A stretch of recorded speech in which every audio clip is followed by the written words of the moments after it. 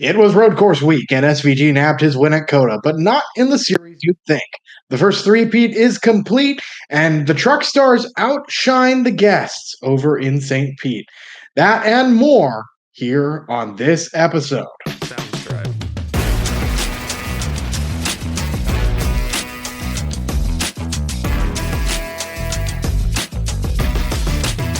Hello, and welcome back to the Announcer's Curse podcast. My name is Derek Todoroff. I'm Ben Iman. And Caden Barksdale. Road courses. They're always a topic of controversy, to be perfectly honest with you. And COTA is slowly shaping up to not only be my least favorite track on NASCAR 25, but also on the NASCAR schedule. Really? To really shake this down, we saw what could have been a great duel between Connor Zilic, ruined by everything. Everything went wrong for Connor Zilic. This is Connor Zilic in the no good, very bad weekend. I want to put in the context, though, Derek, you're saying that, and he finished 14th. I mean, Yeah. but And we'll talk about when we get to the Cup Series, the nightmare that he had to go through to finish 14th. But he had a brake failure in the O'Reilly Auto Parts Series. He is the dominant car of the race, and his brakes just give out.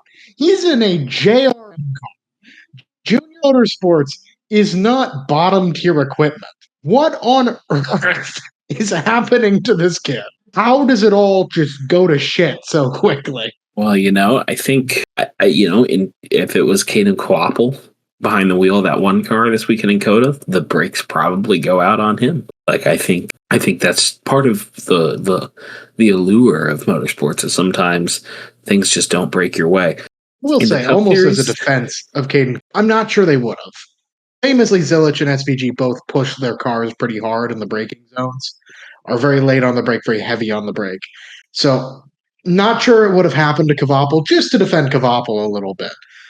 Yeah, no way to know. And I'm not defending his brother for what he did this week, and I'm not going to elaborate. I was gonna say, I was wondering if we were gonna get into that. So it was full slate. It was a full slate weekend. We'll touch on it all a little bit. We'll start with the trucks separated like Kevin McAllister at Christmas from the rest of the NASCAR series and heading down to St. Petersburg and ran a double header with the NTT IndyCar series. The IndyCar series ran a pretty typical open wheel race. Alex Palou, who's probably just the greatest driver of this generation in IndyCar. Yeah. Just dominated. And, I think the only thing to note from this is that he ran the softer of two tires first, which he preferred. And, everyone was preferring, so he was going to have to go on the worst of two tires to close. And he said, quote, "I prefer this tire." So it's Palou. It's if Palou you don't doing Palou expect things. if you don't expect to see Palou in the mix at the very least in an IndyCar race, you haven't been paying attention the past 6 years. So the age of Scott Dixon is over. The age of Will Power is over. Welcome in the age of Palou and the perennial second best Arrow McLaren team, headed up by, actually, to be honest with you, this week headed up by Christian Lundgaard. And we'll talk more about IndyCar later in the season. I think the only other thing I want to note from IndyCar this weekend is what's going on with Primo Racing. A staple of Formula 2 over in the Europe Series, came over, made the commitment to run and get into the IndyCar season, ran IndyCar last year with a two-car team of Callum Ilott and Robert Schwartzman, paced the field. Yeah, they won the pole at the big one. Spectacular oval driver, Robert Schwartzman. And someone should get him in an ass truck, just saying. And all of a sudden, I don't know what's going on with that team, but they're having some financial, and poof, they weren't at St. Pete. So who knows if they're going to come back? From my understanding, it sounds like Ilott and Schwartzman may still be under contract with them. So, which such a tough break for Ilott. I like Schwartzman. Schwartzman has a future. Schwartzman has really shown himself to be a great driver. Ilott's opportunities just get ruined in the worst ways possible every single time. So I had to note that too. I'm not sure how that's going to play out the rest of the year, but we'll have to see. If so, one season wonder Primo Racing was, and to have an Indianapolis 500 pole near, if that is all we get, that'll be fun bar trivia. Yeah. For enthusiasts down the line. But the other major series running at St. Pete, Derek, was the NASCAR Craftsman Truck Series. And was this the race of the weekend? I think so, to be perfectly honest with you. I got to watch this race in full. I woke up at 9 a.m. for it. A decision that surprisingly I didn't regret. And how to talk about this race. The main story was who's going to have the advantage. It's the first time trucks have ever been on this course. There's a couple of drivers who've raced at St. Pete before who are coming in as ringers versus the Truck Series regulars. So is knowledge of the track better? Short answer is the truck. Ben Rhodes was one of the class of the field drivers for much of the early race. Lane Riggs, meanwhile, fought his way up through the field. And once he got to the lead, he was the best truck. Him and Chandler Smith's front row Fords both had great power underneath the hood, cornering amazingly. Majeski and Rhodes tried to go get Riggs at the end, just a little too late. And I want to compliment some of these ringers, though. Colin Braun comes in the number 25, the Ram free agent truck, has a top 10 performance. Ben Mayer in the Nice number 4, a top 15 performance. Mm-hmm. James Hinchcliffe in the number 77 for Spire. He has a top 10 performance. Dario Franchitti was on track for maybe even a top 5 before that truck ran into its own problems and he had to call it a day. So this was a success. I think that's the best way to put it. Overall, this was a great experiment. We went to St. Pete, a track that is very much known for IndyCar, and took very easily the worst road racing series NASCAR has to offer and put on a great show. I don't know if Cup can ever work at St. Pete, but I definitely think the O'Reilly Auto Parts Series can, and I want to see them there. I don't know when you do it, what the plan would be. Typically, O'Reilly rolls wherever the Cup Series goes, but I want to see it. I really think that could be a great show. And like we said at the top of this segment, race of the week. Yeah, because it's a street course. They would have to be in this weekend somewhere, which means you're probably having a Truck O'Reilly doubleheader Saturday and then IndyCar Sunday in the Cup Series at COTA. Which, to be completely honest with you, I think I'm okay losing the COTA date. It was a big deal for me. It was a big deal for me when NASCAR signed the COTA. Signed the deal with Circuit of the Americas. Because ever since NASCAR purchased Speedway Motorsports and started owning majority of the tracks that they run out, there's very few independent ones left. I know, Pocono on the schedule, independent, and a handful of others. But so it was a big deal that NASCAR inked a deal to go run this. And there was the growing pains. Derek, the decision by NASCAR to go from the long layout, the Formula One layout, to the short layout that they run was a great choice because the long layout was even worse. But I'm not opposed to moving on from COTA. I saw something come through my social media this weekend of someone said, it's not too late, NASCAR, ditch the COTA date and give Texas the Atlanta treatment. And let's get this going. Which, here's what I will say. Please do not start the season with 3 consecutive super speedways. Well, so Atlanta Echo Park did not used to be the super speedway style drafting track that it has become. It used to be a more traditional over mile long length oval, and it was old and worn, and tires were and I loved it. It was I'm a little disappointed that they went with Atlanta and not Texas. I think Texas Motor Speedway. Nobody loves Texas. Texas Motor Speedway is the track that has suffered the most with the next gen car. And even at the end of the Gen 6 era, it started to struggle. And I think so. But Atlanta was in need of a repave. And so, but here's what I will say to this point, we kind of got sideways here, but I don't think we need 2 of them. I think Atlanta, being what Atlanta is, which is the super speedway style racing, but not on a super speedway style length of track, is great. We don't need 2 of them. It just devalues the product. I almost want to take a grinder to Texas and just tear up that surface and turn it into a rough racetrack like Atlanta used to be. The strategy of tires at Atlanta really added to that race. It was one of those tracks where you needed to pit for tires every single time the caution flew. Mm-hmm. And if you pitted an extra time, you could possibly still win the race because of how big a tire advantage was. And I thought that always made Atlanta so special to me. And Texas at this point doesn't have much going for it.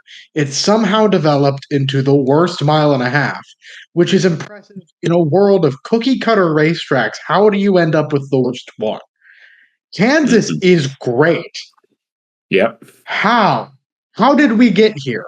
How are Kansas and Vegas two of the best tracks on the schedule, and Charlotte puts on a show, and Nashville puts on a show, and Texas is just awful? If you would have told a NASCAR fan in 2012 that Kansas was a better Cup Series track than Texas, they would have hit you in the head with a frying pan. Because if you would have told them that Kansas is one of the best tracks in the series on the calendar, frying pan.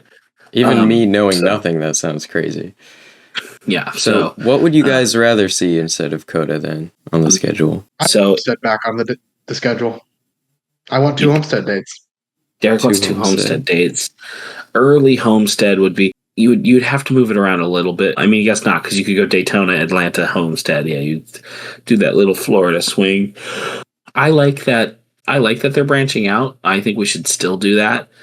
I think there's a lot of great tracks that could deserve this. If we're gonna stick with the road course, I would love to find a if we're talking unrealistic, just completely unrealistic, the Cup Series at Laguna Seca would make my mouth water.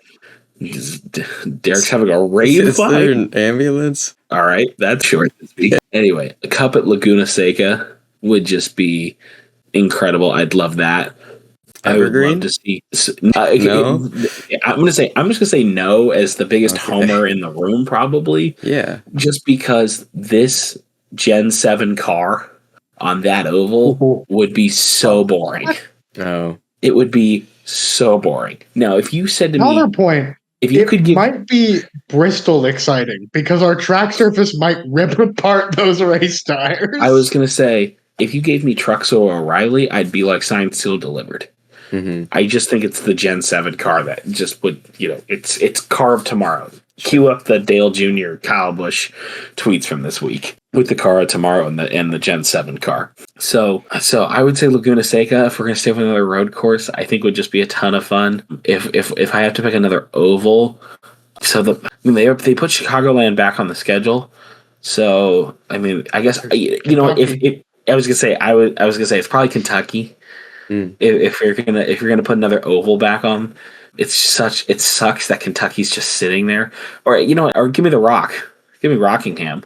If we're gonna do another oval, I would take the realistic answers of Kentucky and Rockingham over COTA. Currently, we've seen the COTA product, and I would love it if NASCAR maybe was willing to be a little bit more flexible with the schedule, and maybe we saw COTA every other year. Sure. instead of doing, maybe it's Watkins Glen one year, COTA the next year. Maybe I like Watkins Glen, so maybe not take Watkins Glen off the schedule, but maybe it's Sonoma one year. Pitch is because you were talking about unrealistic and road courses would be Canadian Park or Canadian Tire. No, Canadian Tire would be cool too. Canadian Tire Montreal, I think, would be 2 great races to throw in there, have an international race. And yeah, I mean, if we're being unrealistic, I'd also love, if we're being unrealistic. See, I was trying to be grounded with my first Homestead. Sure. I would love to go to Milwaukee again. The Milwaukee Mile is one of the oldest racetracks in the U.S. It's got so much history there. I mean, one of the corners of Pocono is modeled after the Milwaukee Mile. Mm-hmm. That's how you know it's an important racetrack. Milwaukee's right there. It's perfect still. It's still around. IndyCar still races at it twice. Really? Yeah, they do a doubleheader. So if we're being completely unrealistic, get me the Cup Series on the Vegas Formula One weekend. It won't ever happen. But just I would want to see the Cup cars racing past the sphere. That'd be cool. Even to see one rip off a splitter on one of the manhole covers. Exactly. Wave to the athletic. Even if you just gave me the garage 56 car, I'd be so happy. Right. Well, we've talked a lot about COTA, but not a lot about the actual race there. Yeah. I mean, truth be told, we didn't talk a lot about COTA. We talked about getting rid of it. Yeah, and I think that sums up kind of the vibe that comes with it. So let's start with O'Reilly. Yeah, there's not much to talk about. It was SVG's. It was. Although for a while there, it didn't look like it was going to be his. Yeah. He led a lot of laps. That car looked good, but that final restart, things got real hairy when you had drivers, stay out and not take tires, and Sam Mayer absolutely dive bombing the corner and just overshooting it so hard. He opened the Red Sea for Shane Van Gisbergen to walk through in turn one. Throws the deuces out the window as he passes him. And that's also so am I surprised SVG won? No, not at all. Did it look like he might get gotten for a moment? Maybe. But yeah. Congrats to Caden for getting this one right. Which, by the way, just for context, we didn't mention on the truck race our predictions. Derek picked Jimmy Hinch, who came home 10th. My pick of Colin Broughton came home 9th. And Caden, with the Ben Rhodes pick, finished 3rd. Caden went deep in the bag. A bag I was not aware you had of Truckster's road course knowledge. I'm locked but in. Went deep in the bag and pulled Ben Rhodes out and finished 3rd. So Caden starts the weekend. I almost had to eat my words because notably I said that he was wrong and that was a bad pick. Well, Derek, you can do some sort of punishment about that, right? And as I was speaking proudly about Caden getting this one right, I realized Caden got this one way wrong. I picked Shane Van Gisbergen. I was reading the sheet wrong. Caden picked Anthony Alfredo to win the That's right. And he finished 23rd. Derek's pick of Connor Zilich finished 21st. So, and I just want to say, the time Derek takes the softball, everything goes wrong for Connor Zilich. And this is why I pick the underdogs every time. Yeah, for those who don't know, a road course, which COTA is they turn right as well. That's all it really means. And there are 2 drivers in Cup Series that are very good at road courses, and it's Connor Zilich and SVG. So they took both. I think I picked last. They took. I can't believe both of them. I was left with Anthony Alfredo. Are you not? What? Wow. I can't believe you would shortchange our favorite driver, the Announcer Curse podcast official driver, AJ Allmendinger. Okay. He is also good at road courses. That's true. For the longest time, that's what people thought he was good at, and he's proven he's also good on an oval. Yeah. He's good at whatever honestly, he's just an all-around decent driver. Did he run? Hey, there were better picks in the No, I know. I'm O'Reilly Auto Parts series than it's my fault. He liked fast pasta. I like fast pasta and alliteration. Look, here's the thing, Derek. Caden's got his whole thing with fast pasta right now. Mm-hmm. I'm a big fan of Dr. Speed, Patrick Staropoli, my boy. We're all big fans of Dean Thompson. Part of loving the O'Reilly series is falling in love with the guys who don't run for Junior Motorsports or RCR or JGR or Hendrick. And that's why we all love Ryan Sieg, and we should all love Ryan Sieg. Okay, everybody should love Ryan Sieg. And if you don't know why, go watch the Brock Beard video on why you should love Ryan Sieg. A big-time Ryan Ellis guy. Loving Ryan Ellis in the 0-2 this year. He's laid down some great results and opened the season well. So I'm all on board the Ellis hype train. I don't know. We'll come up with something for that, but woo, I'm aboard the train for Ryan Ellis. Okay, but this also was something I heard. How does Ryan Truex still not have a ride, Derek? We talked about this last year. How does Ryan Truex not have a full-time ride? I'm going to talk about this every year for the rest of time. That's fine. I'm okay. I'm okay to be the Ryan Truex guy. Well, and I'm not saying it's a bad thing. I like Ryan Truex, and I think he deserves a shot. He got a Cup start last year. Yeah, he got a Cup start, did decent in it. He's proven he can run great in the Busch Series. I'm just going back to calling it that. The Busch Series. Yep. And yet, nothing. Maybe it's because Toyota is something. I don't even know anymore what to expect out of Toyota when it comes to their development program. And Keelan Harvick. I don't even think that. I think I've shared my opinion. I don't know if I've shared him on the podcast, so I'll state it. I think Keelan Harvick's move to Toyota is great for late model and ARCA. Once he's done with those, he should get the hell out because Toyota has development issues.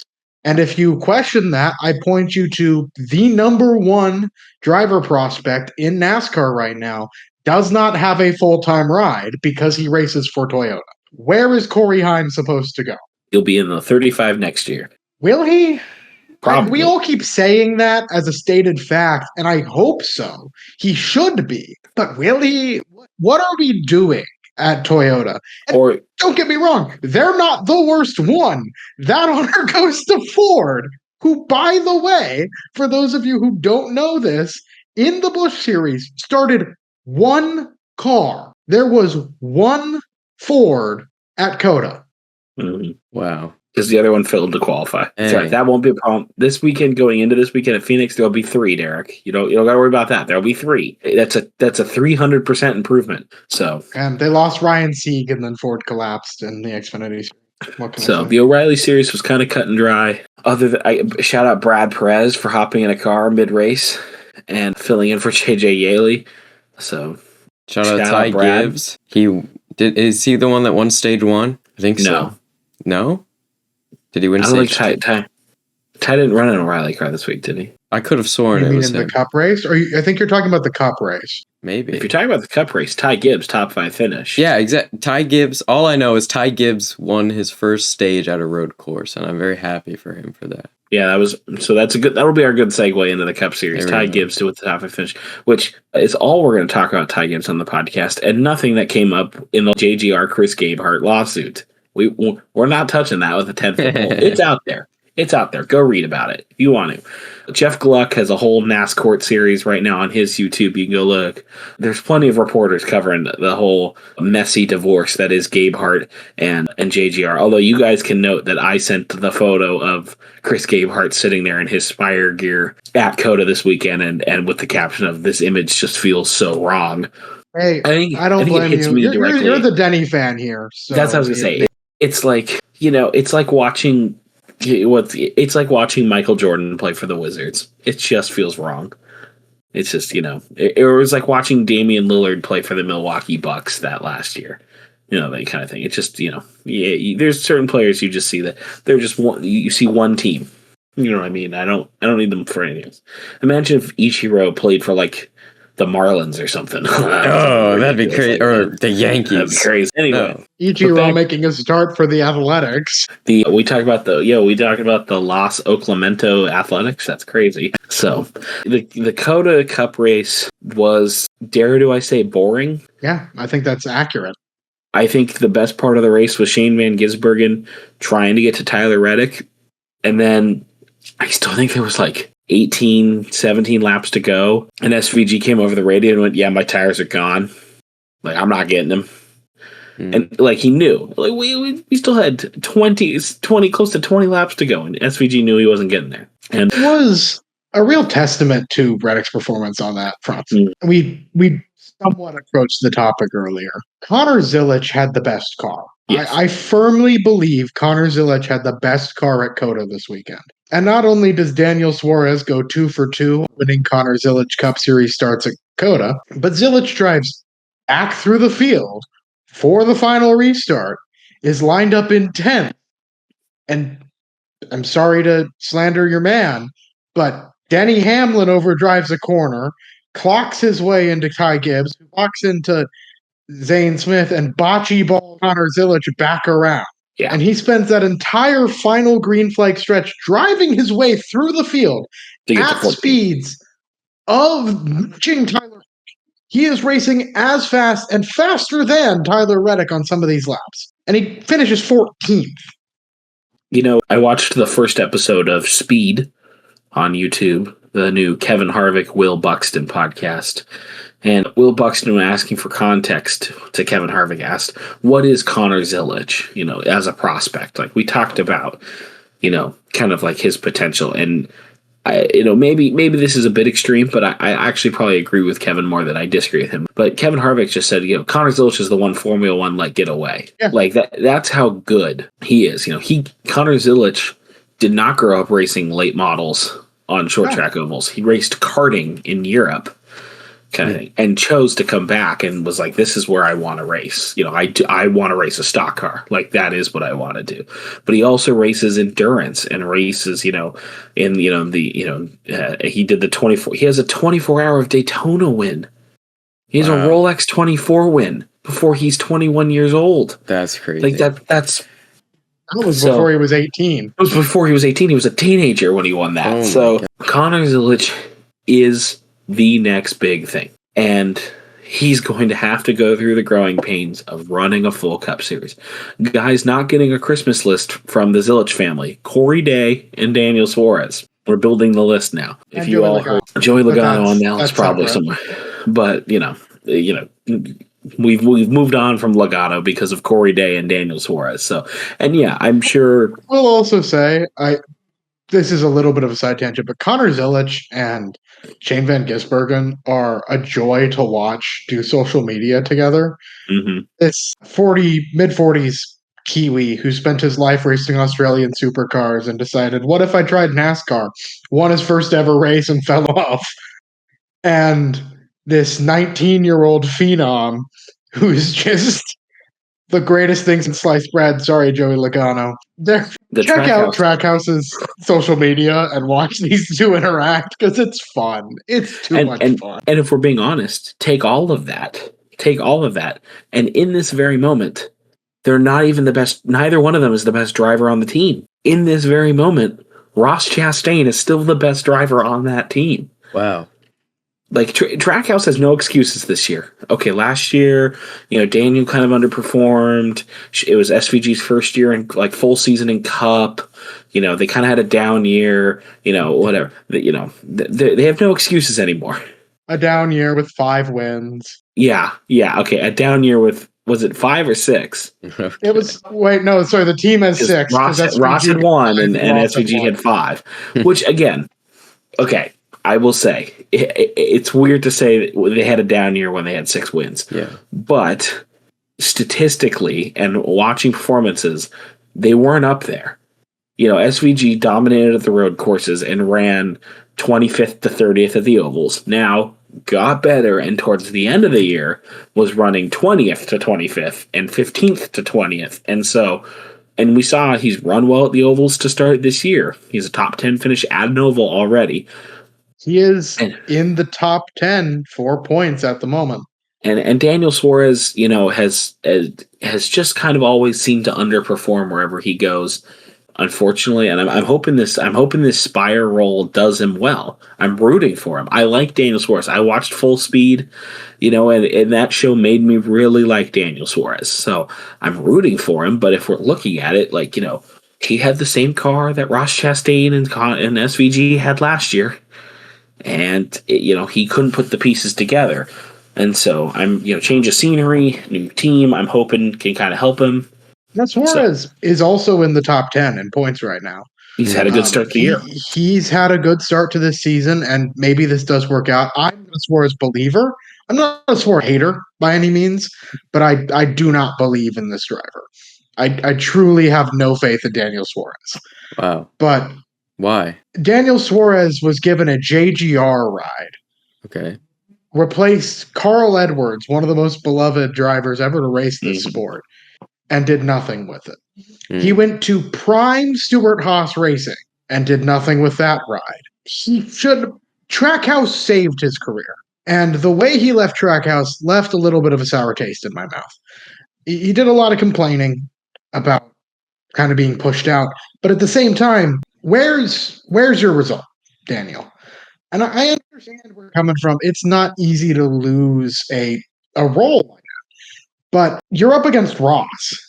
And Ross makes deep playoff runs. SVG, even if SVG never wins a title, even if SVG never made the Final Four or never is competitive for a title, SVG wins races. Sponsors want their names on winning cars. I think Connor Zilic has the potential to be a championship contender. So I'm not counting him in this. But SVG wins races. Ross is consistent. Zilic is the future. What do you have on that? Well, so you're an Xfinity Series champion, unlike the other 3, for JGR almost a decade ago. And I think that's the thing too, is just, if I'm Justin Marks at the beginning of 2025. Now, we talked about this a little bit, Derek, just as if I was Justin Marks, if I ran Trackhouse, I would have put Connor Zilic back in that junior motorsports car again for this season. and I would have let him bake one more year. And whether I brought Daniel Suarez back or not, I probably, and just roll that dice again. But I completely, I also understand Connor Zilic is very attractive to sponsors. The potential is undoubted, and you want him on the brightest stage. But and here's the danger I'll warn, because I do want to talk about this guy later. There's a certain seat that opens up after this year that if you don't lock Connor Zilic into your ride, he might end up in a much bigger, much better ride. Well, and on a number that has huge historical importance in the last 20 years of NASCAR. But I will say, so I understand all of that, but so this is what I was going to say, to piggyback on Derek's point, Daniel Suarez was put potentially in an impossible situation, and the writing was probably on the wall from the start of the year. But it's, unfortunately, looking at 2020, it's not like he really made the case hard. Like, he had a couple, he had a few top fives, I'm pretty sure. And there was a few times where it looked like he had a really good car. But, man, most of the year, outside of super speedways, he just wasn't really around. And so, and that's what I'm saying. I'm happy to see that this year has started well for Spire, minus the road course. We can look at it. But, I don't know what that was for him at COTA. Maybe COTA's his boogie track, because when they went down to Mexico City, he ran the Xfinity at the time. Xfinity ran. No, Suarez did good at COTA. And so Suarez and McDowell both finished very well at COTA. Who did I think? Oh, I know what I'm thinking. I'm thinking of Hocevar. But so, and this is my most controversial take on the topic of Daniel Suarez, which is that I think he should have been cut loose 2 years ago. And I think the driver who should have been in his seat is Zane Smith. I know a lot of people don't agree with me on that. I am definitely not the most vocal. I think it's Traffic Paradise on Twitter is just the diehard Zane Smith fan. But I do think Zane Smith has a lot of potential as a driver. And I think people are forgetting. That like 2 years ago we were talking about Zane Smith as like the next hot thing in NASCAR. Within the last couple of years, people were putting him as the top prospect in NASCAR. Wow. And I mean, 3 years ago he was, to be perfectly honest with you. He wasn't up against very much 3 years ago. And then Jesse Love and Corey Heim showed up, sort of Carson Hocevar, and Connor Zilic, and now Brent Cruz. He's a driver who's being overshadowed, and I think he's another driver who can get you consistent results. But we've spent a lot of time talking about COTA. We should probably look ahead to Phoenix. Yeah. Yeah. So when we come to Phoenix, Derek, I just have to say, does Tyler Reddick four-peat? We did not mention the fact that he's the first driver in NASCAR Cup Series history to win the first 3 races of the season. He's got Michael Jordan, who will be in attendance. Jordan has said he's going to show up to pretty much anything now. I think his love of NASCAR has been reinvigorated by the success of Tyler Reddick. Mm-hmm. The holds Reddick back the most here is this is not a Reddick track. We've seen Reddick run well at COTA. Super speedways can always be a toss-up, and he's done well at them. Phoenix is a different beast, and I'm a pretty staunch advocate of Phoenix. I've made my opinion on this podcast very clear how I feel about Phoenix. It's just I don't see this being a 4-peat. And maybe I probably am, knowing me. But Phoenix is a different beast. And there's going to be a lot of rubber on that track by the time they take to it. There are 4 series racing there this weekend with ARCA, IndyCar, and the O'Reilly Series, but all before Cup. So I think statistically, if we're looking at this by a numbers thing, it's unlikely. Yeah. Toyotas have run really well at Phoenix lately. This used to be the Penske Palace. Penske had this place dialed in, although typically more towards the fall race than they did towards the spring race. And before that, you know who had this place on lock, right? Yeah, Phil Caden. So Caden, this is Harvick's domain. Phoenix Motor Speedway is Kevin Harvick's bread and butter. He was one of the best ever at this track. Okay. It just, no matter how bad his car was, you could expect Kevin Harvick to be in the mix at Phoenix. So for the Cup Series, obviously, we made all of our picks at the beginning of the year, which I have to put a little asterisk on our season-long picks. We can technically now pick the All-Star race, put this on the radar, because there's no longer an All-Star Open. All the cars are running the All-Star race, Derek. I guess you can call it the all-car race. Which is, I saw that on social media. I can't take credit for that. I did steal that off Twitter. But the all-car race. Why is everyone in the all-star race? That's the format. They're doing an invert. This is just how it is now. It's either after stage 1 or stage 2. They're the top 14 invert to the back. We killed the Clash, and now we got to kill the all-star race too. And it's at Dover. I forgot about that. I forgot we gave North Wilkesboro a date instead of Dover. What has this come to? This car is terrible on the short track. That we have not had a good short track. Bristol was the best we've had, and that was because the tires were so bad. These drivers were going at 50% throttle, rip them up in 15 laps. And we gave up Dover? Dover's great. And did anyone consult how Miles the Monster is feeling about this? Like, Miles the Monster is going to rip a car in half.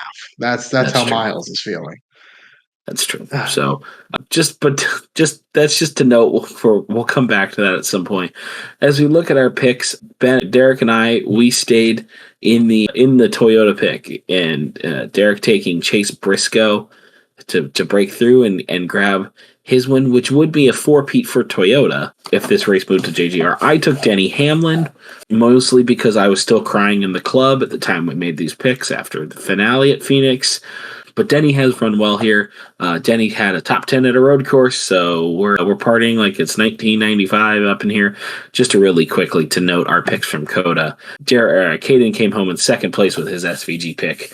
Derek and I both finished 12th as we both had Kyle Busch at COTA, and I honestly will take 12th out of Kyle Busch. Caden, your pick for Phoenix is Todd Father, the first of many wins incoming for Todd Gilliland. Yes. If Caden's picks come true, yes. Which, by the way, Caden, you have started the year with I picked him for the Clash. 38th, 20th, 36th, 22nd, and 2nd. This is where it turns around. The SVG road course, and then good luck to you. Father.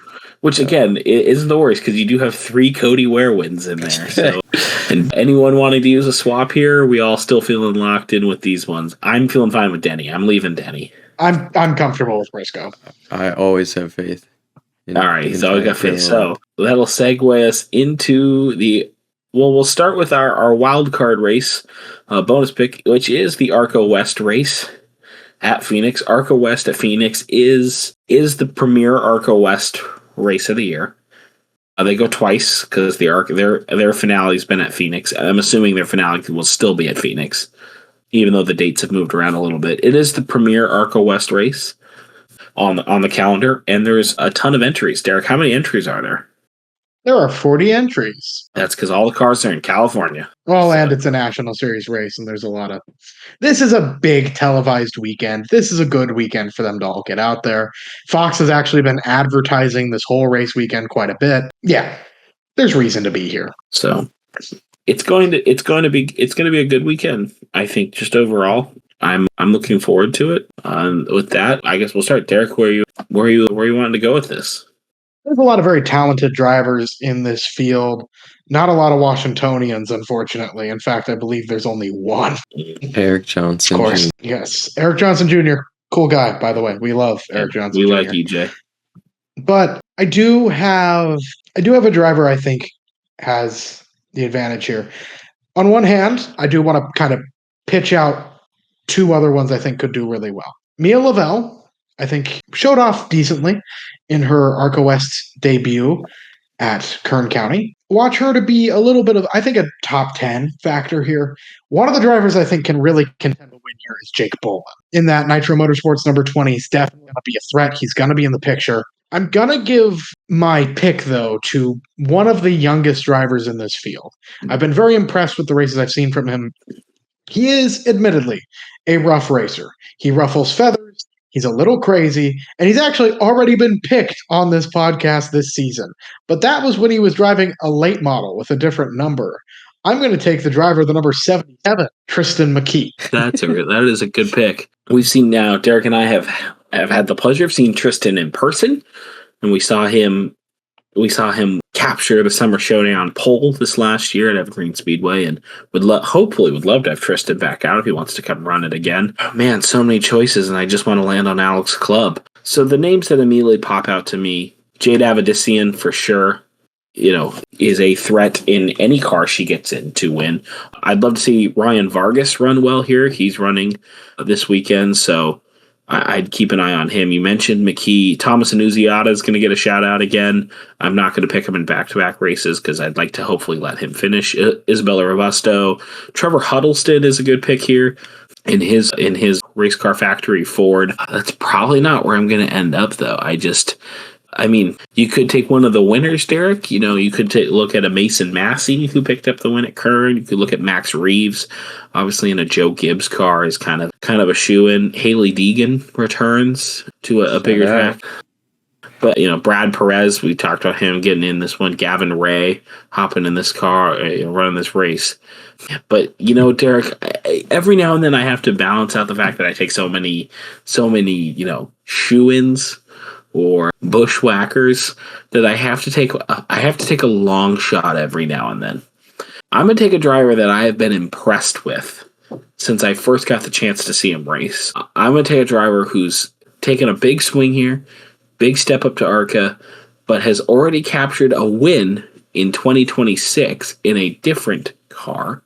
But give me Taylor Mayhew in the MMI 17 to keep the win train going. Super late model season opener winner for the Cars Tour West. And yeah, give me Mayhew. I'm a big fan of his since we saw him run at the Mark Galloway shootout. And keep the train rolling, Taylor. Give me Mayhew. All right. For Phoenix, I think Derek mentioned this driver, and I noticed that she also happens to be from Phoenix. So, she has that to motivate her. Give me Mia Lavelle to win Phoenix. A nitro car definitely at any given week in the ARCA series, so we'll see what she can do. I'm really curious. Just talking about this field a little bit more. Brad Perez is in the mix. Takuma Koga, those two drivers with quite a bit of experience. Eric Johnson Jr., constant force out here in this series. I just realized that Taylor Reimer is driving the number 13. I thought that was going to be Sean Hingorani. That's interesting. That kind of threw me off because I was really thinking it'd be him. The number 26, a Carson Brown, could be a factor in this one. Really just so many drivers to keep eyes on. And, of course, friend of the podcast, Thomas Annunziata, driving the Nitro number 70. So keep your eyes peeled for that. We head to the next race at Phoenix Motor Speedway. There is, of course, the NASCAR O'Reilly Auto Parts Series, race number 4. Ben, who are we thinking for this? So, I took a big swing. I took a fairly big swing with Mayhew and the ARCA. So now I have to course correct. I'll take a bushwhacker. Give me William Byron. Okay. Just to piss Derek off a little bit. I got to admit, I was going to pick someone who I think could be a real contender, drives a Toyota. I really, really feel like he can break through at such a young age and win here at Phoenix. So, Caden, I'm going to tell you who I'm going to pick, and then I'm going to make my pick that I'm going with now. So, Caden, if you want to steal this pick, feel free to steal Brent Cruz. Okay. But I, in protest of your stupid bushwhacker pick, I gotta say this now. I am so upset about the 88 car this year. I have a lot of respect for Dale Jr., but the decision to pull your full-time driver out of the 88 to give some Hendrick bushwhackers a ride is stupid. It is superbly stupid. And it makes me so upset that Rajah Caruth gets demoted to go run Jordan Anderson while the 88 car is William Byron's for the week. Because William Byron needs more practice at Phoenix. Why are we like this? Regardless, I already brought him up today on the podcast. He is a driver that I think everyone should always be rooting for. Comes from a shop with 5 people behind him. Give me the driver, the number 39, for his first ever career win. It's your first in the sport. Give me Ryan Sieg. I would love for that to happen. And the CK, and that was my point. I had to take Willie B more just for a fact to get a rise out of Derek than anything else. No, it was good. I understand. Okay, I think I am going to take Derek's suggestion here and pick Brent Cruz, but also because I believe he led a couple laps this past week at COTA, if I'm not mistaken.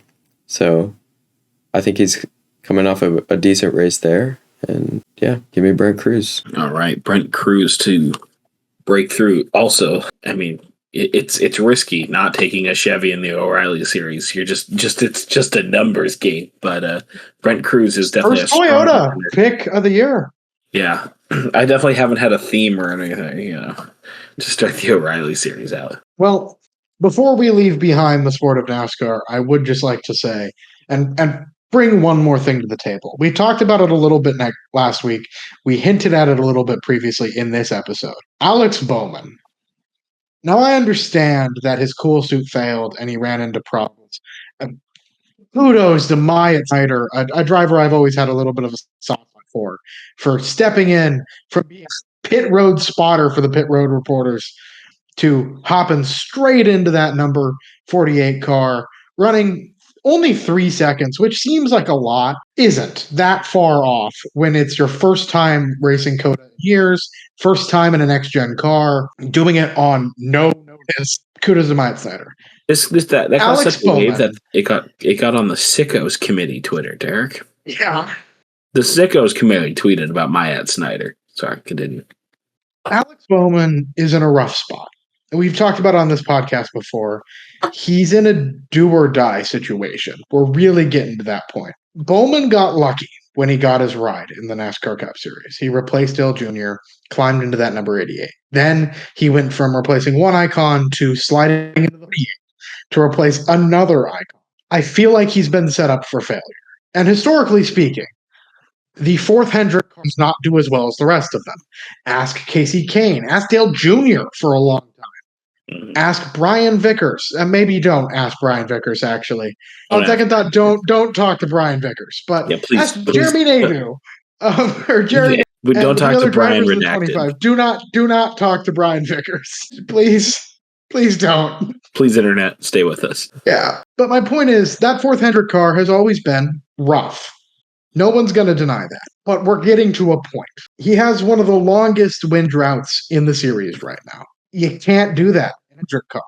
Even Casey Kane, who I love with all my heart, but I'm not going to pretend is as good as Jeff Gordon, Jimmy Johnson, and Dale Jr., he found his way to victory lane in that fourth Hendrick car pretty often, about once a year. And he got kicked out of it. How much time do you give Alex Bowman? If Alex Bowman wins one race this year, do you keep him? How many races does Alex Bowman need to win to keep him? Mm-hmm. Because I don't think that number is one.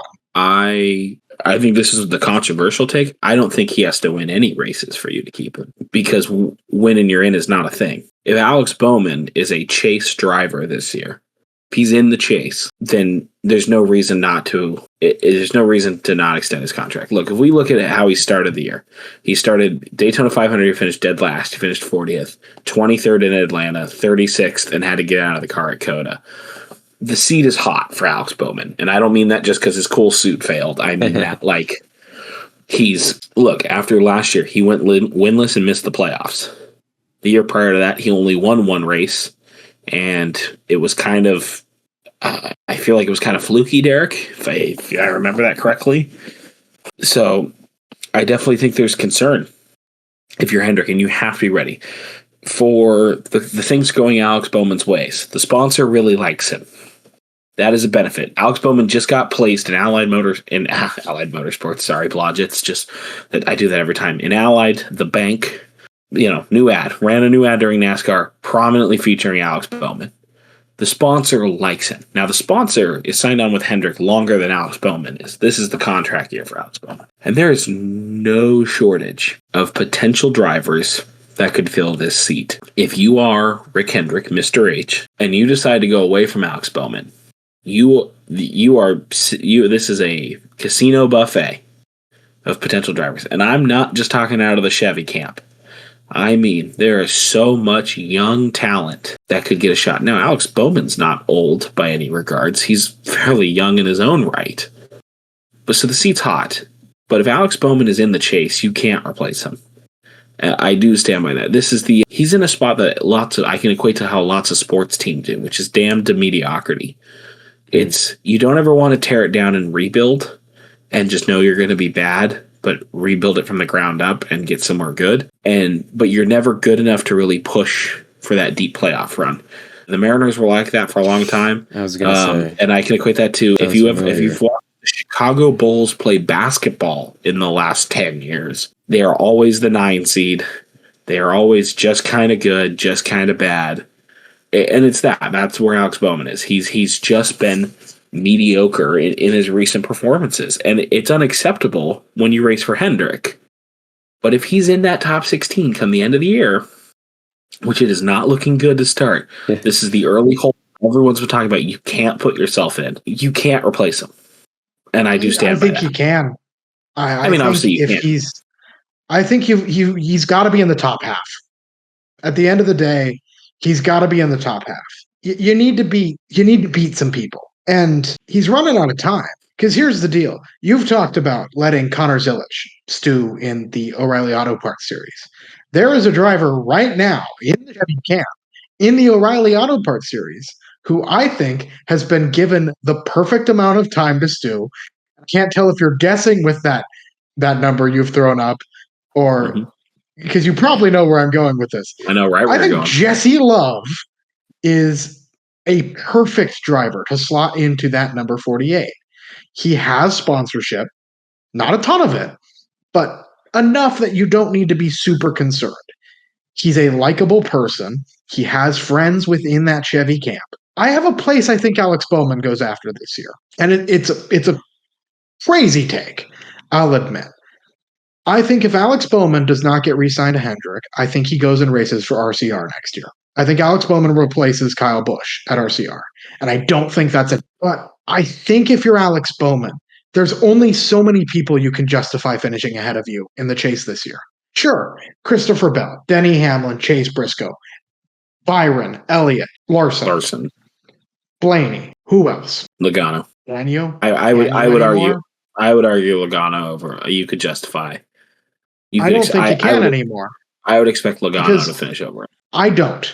Because look at Logano over these past few years. Yes, he's won championships. That's because he wins when it matters. It doesn't matter as much anymore. I think Bowman is a more consistent driver than Joey Logano is. Logano has those big wins and those big moments. But I think even your Logano, these past few even years, is special because he wins when he needs to. He wins in the dramatic moments. He doesn't have that this time.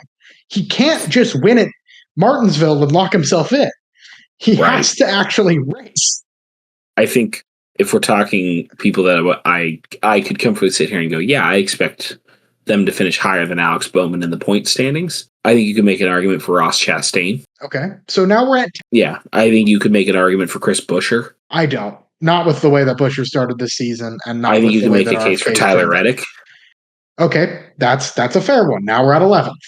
Bubba Wallace. But we'll go 12th. He started the season really well. So that's fine. But that's 12 guys. That's 12 drivers. So... Which gets me to the perfect point. Here's the thing. Gets me to the perfect point there because I ranked Alex Bowman as the 13th driver into the chase at the start of the season. and here's the thing for me is I think it's reasonable to expect that out of him this year. Is it reasonable to expect one of the top teams in NASCAR to be in that situation? Because I'm not here saying Austin Cindric should have a ride next year. I'm not here saying Ty Gibbs should have a ride next year. And I think both of them should, but are not, be in the same situation as Bowman, where they are underperforming for a team that should be doing better. Logano is in, to me, the same boat as SVG, where he's going to win races, he's going to get your sponsor eyes, he's going to be a controversial little bastard, and he's got to get you screen time. He's perfect for sponsors. Cindric will win you a race, maybe. Ty Gibbs will piss everybody off. Bowman, it's do or die. I think that's where we're at this point for Alex Bowman. Derek, rapid fire. I'm going to rapid fire give you a series of O'Reilly drivers, and you're going to tell me if you'd rather have Alex Bowman or them in the 48 next year. Okay. So you're giving me a thought on Jesse Love. Sammy Smith. No. Okay, sticking with Bowman. Corey Day. Absolutely not. Okay. Austin Hill. No, but not because of driver quality. Okay. Sam Mayer. I think he's a PR disaster. Sam Mayer is a yes. Okay, rather have Sam Mayer. Sheldon Creed. Maybe. All right. Carson Cavapel. No. So, and this is just out of the Chevy camp. Raja Caruth. Mixed bag. So that's just out of the Chevy camp. But if you were to poach from another manufacturer, William Sawalich. Yes. Gio Ruggiero. I hate Gio Ruggiero. Brendan Cruz. Yes, with Brent. Harrison Burton. Oh. Okay, so I was just trying to kind of feel Taylor Gray. Yes. Okay, I was just trying to kind of feel where the line is. So, and I'll admit some of those are young drivers I think could get a shot to develop. Sheldon Creed and Raja Caruth are both drivers I think are safe bets, drivers who can get you consistent finishes and kind of be holdovers until the next person. That's why they're maybes, is because I think Alex Bowman can do that job pretty well. I just think fans like Sheldon Creed and Raja Caruth more than Alex. And Hill, admittedly, I think is an even driver in terms of skill, which might be very controversial. I don't like Austin Hill, though, and I think generally it'd be a PR disaster to put Austin Hill in one of your cars, especially the 48, that I'm not sure I can come up with a more controversial place to put Austin Hill. Because at least in the 3, he's still racing for the team that brought him up through the series. You put him in the 48, and that's how you get people with wanting your head on a pike. All right, final one. And then I want to hear everyone's Alex Bowman discussion down below, so people can add us on social media. Would you rather have Kyle Busch or Alex Bowman? I'd rather have Kyle Busch. All right. That's just where he currently sits. Although I will say, part of the reason why I'd want Kyle Busch back at Hendrick is for a full circle. Kyle Busch starts his Cup Series career with the Hendrick Motorsports, and I think it should end there as well. I don't think it will, but I think it would be something special to give Kyle Busch a farewell tour. And we know that Kyle Busch is open to it because he's openly said he would do it. Yeah, I mean, who wouldn't? Let's be honest with ourselves. Who would not take that 4th Hendrick seat if it was offered? But fair enough. On that note, I think it's time we leave NASCAR behind and we go into Caden's world, the beautiful world of baseball. Yeah, I mean, I don't have much this week. Not much has happened. Spring training still chugging along. Everyone looks good. There's the only bad news really is that Bryce Miller is still struggling with injuries. I believe it was an oblique this time. So he's day-to-day, probably not going to make the start of the season, but we'll see. But the good news of that is that it could give some of our younger guys an opportunity to get some MLB innings under their belt, whether that be Cade Anderson or Ryan Sloan, who has really had some good starts this week. Or he had one start in a game, but he's had some good live at-bats. It did well in the one game he was in. Or you still have Emerson Hancock to fill that 5th spot. But hopefully Bryce recovers quickly and is back, because I still am a believer in the Bryce Miller comeback season. Now, go ahead. Now, I know you're mostly MLB focused. Yeah. Especially the Mariners. But FanDuel dropped their World Baseball Classic rankings of the 20 teams playing in the World Baseball Classic, ranked 1 to 22 for some reason. And we'll get to the numbers they skipped. I'm going to go down the list, and I know near the bottom it'll get a little rough, but I want to hear your reactions as a baseball fan who's followed the sport for a bit. And Ben, obviously weigh in if you have anything to say as well. But here is FanDuel's rankings. Number 1 is Japan. Yes. Yeah. Number 2 is Chinese Taipei. What? I would put USA over that. Why does it list why Chinese Taipei is listed at 2nd place? This is FanDuel. Do you really think anything is listed here outside of? I mean, I'm personally convinced the only reason it's here is to generate engagement from people getting angry about this fact. I would believe that, because that's a crazy. I mean, Number 3 is the United States. I would flip those two. Okay. Number 4 is South Korea. That's fair. Yeah. Oh, they're not 4 for me, but Not 4? I think they're definitely top 5. I would put the Dominican and Dominican is Dominican for sure. And Puerto Rico over both of them, probably. But I don't know. I'm looking at the rankings, and I'm Puerto Rico for sure is on paper is up there, but if you they have a lot of guys that aren't participating this year. So you're saying that you would say the Dominican Republic should be in the top 5? Oh, for sure. Okay. So they are ranked 12. Okay. That's insane. Not even top 10. Number 5 is Venezuela. That's okay. That's okay, I guess. 6 is Mexico. That's fine. Sure. 7 is Puerto Rico. That's so low. I think that's fair for this year. 8 is Panama. Okay. That's okay. I'm not mad. 9 is our first European entry with the Dutch. Yeah. Seems a bit high, but I don't know who's left, so maybe not. They definitely are the best in Europe, but that is a little high. Number 10 is Cuba. They don't always get a lot of their guys, so that's fine. Number 11 is Australia. Okay. Fine. As covered. Number 12 is the Dominican Republic. Yeah, that's ridiculous. That is crazy. That is the biggest upset. That's insane. Julio is from the Dominican Republic. I don't think he's Number 13 is Colombia. Okay. Number 14 is Italy. Sure. They are second best in Europe, yeah. Number 15 is Czechia. I don't think I can name a single player from Czechia. See, I don't. Again, I'm not the baseball guy. I know the Czechs as the perennial underdogs of the hockey world when it comes to this sort of thing. They're a team that you can count on to be in the dance. Never really. And if someone slips up, the Czechs are going to pounce. Number 16 is Nicaragua. I think there's another big one that we've kind of skipped over, so I'm kind of waiting to see where they come up. But 16 is Nicaragua. Jonathan Loizaga season, I guess. Number 17 is not on this list. Number 18 is not on this list. What? There's just no team? Number 19 is Great Britain. Harry Ford season. Harry Ford. Number 20 is Canada. Yeah, there it is. They're low. That's low. Canada, that's way too low. Canada should be top 10.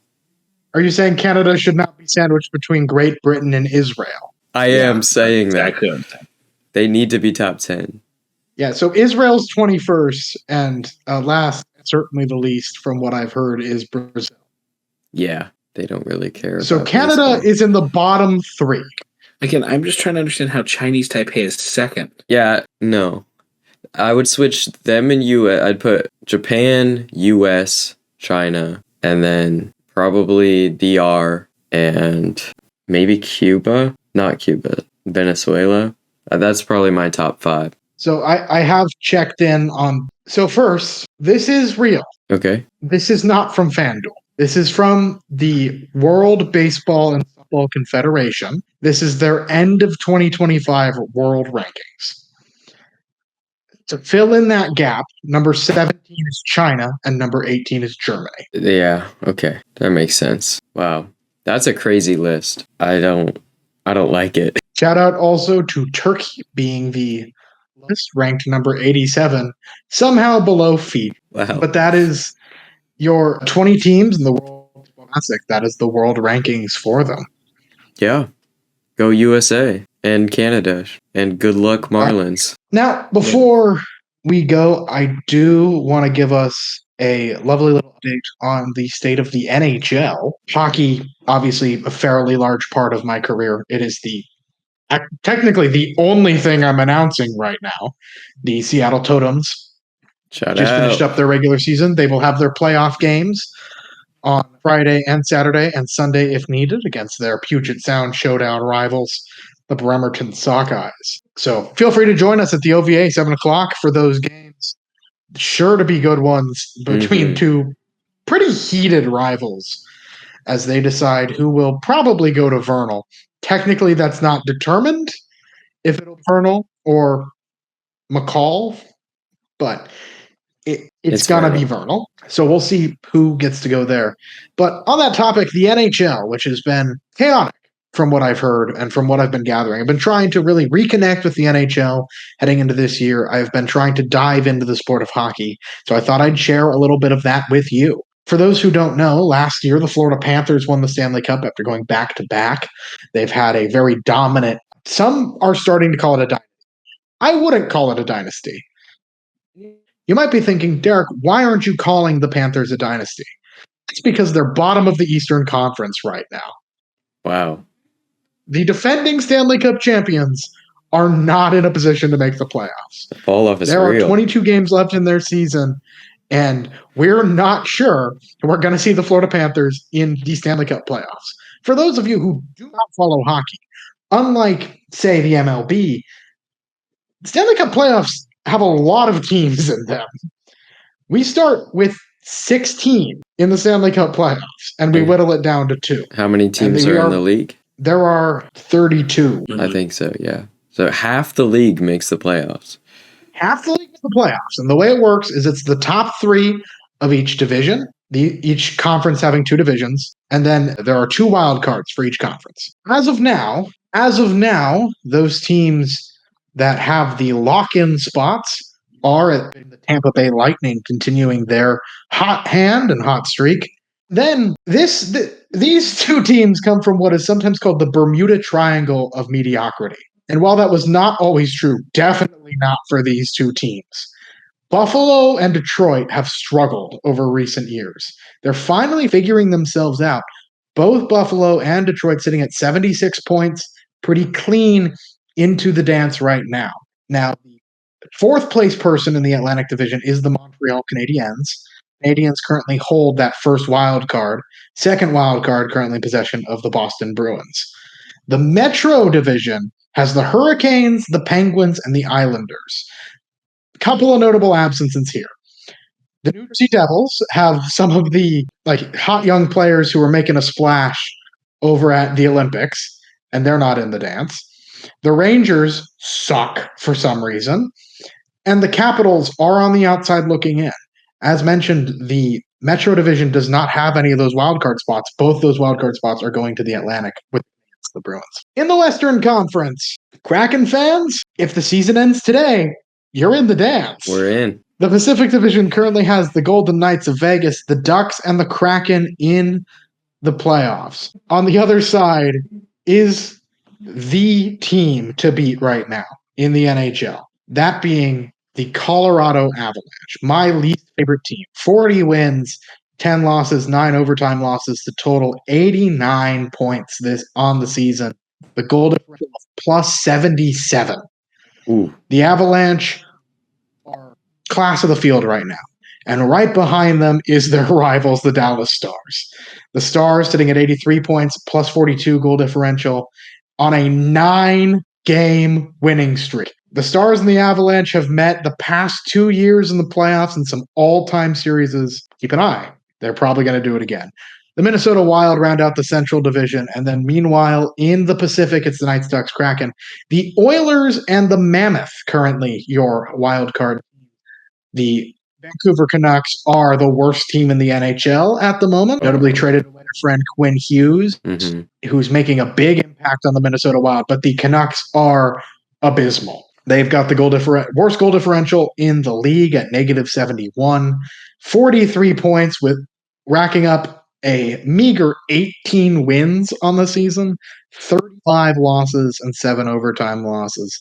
It's a rough year to be a Canucks fan, but hey, you might get the good lottery odds to pick that first round draft pick. So yeah, that's where we sit with the NHL. I'm trying to follow it closer this year, so expect a couple of updates, especially once hockey season really gets into the playoffs. I'll be watching that.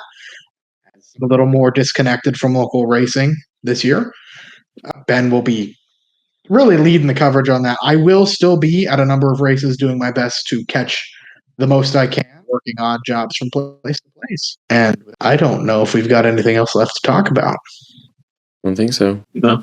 Cool. So with that, thank you for joining us tonight on the Announcer's Curse podcast. Until next time, my name has been Derek Todoroff. I am Ben Iman. Caden Barksdale. There are worms in your skin. There are worms in your skin. There are worms in your skin. Worms. Good luck, Marlins.